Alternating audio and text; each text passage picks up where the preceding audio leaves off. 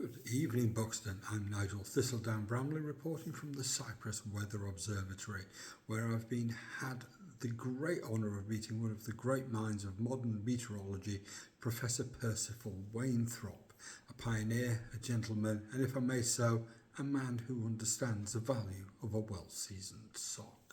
My journey began, as all good stories do, with a taxi ride into the Troodos Mountains. Andreas was once again behind the wheel. He greeted me warmly, handed me a water bottle, and then immediately started driving like a madman. We overtook a cement mixer and a man on a donkey, who waved as this was perfectly normal. At one point, we took a bend so sharply I briefly saw the back of my own head. Andreas chatted cheerfully about the weather. I nodded and clung onto the seatbelt. Upon arrival, I was greeted with polite confusion. A technician checked me in with a clipboard. It turns out the Royal Observatory had intended to send Professor Wainthropp to represent the UK due to a clerical error involving the fact that someone thought Wainthropp and Thistledown Bramley sounded the same, as well as a misplaced postcode. I was dispatched instead. The professor arrived early this morning, mildly amused and very gracious. The Cyprus Weather Observatory is a marvel. Satellite feeds predictive models and a screen so large it once startled me. The staff are brilliant, gracious and deeply honoured to host Professor Wainthropp, whose seminal works on AI forecasting algorithms and satellite weather monitoring are considered foundational across all of Europe. He's written papers with titles like Cloud Logic in Neural Systems and Behaviour Precipitation in Machine Learned Models. I've read none of these, but now I've met the man, he's actually quite delightful.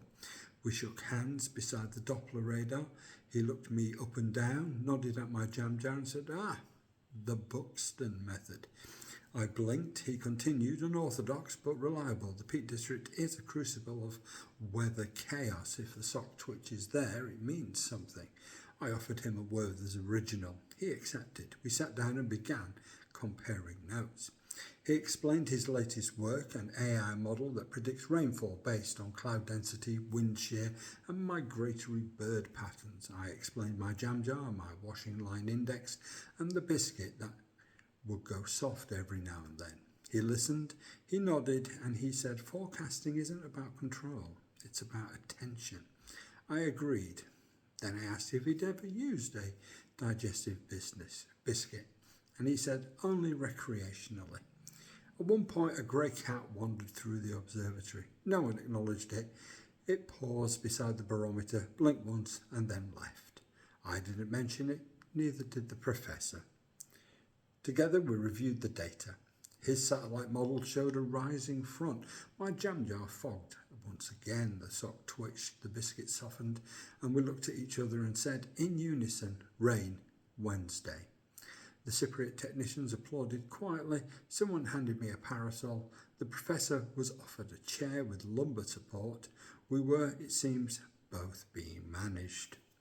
And so concludes today's report. I've met a pioneer, shared a biscuit, and found common ground between satellite logic and sock intuition. I'm Nigel Bramley, reminding you whether your forecast comes from a neural net or a jam jar, what matters is that you're paying attention. And if a cat walks past through your observatory, it's probably best not to ask.